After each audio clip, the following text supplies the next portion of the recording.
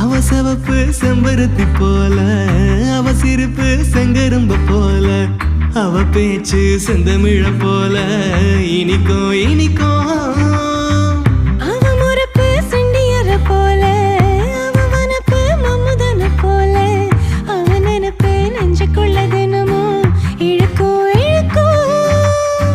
குண்டூசி பார்வக்காரி, குண்டு வைக்கும் பேச்சுக்காரி, குத்து கல்லா நிக்க வைக்கும் கும்மிருட்டு மச்சக்காரி.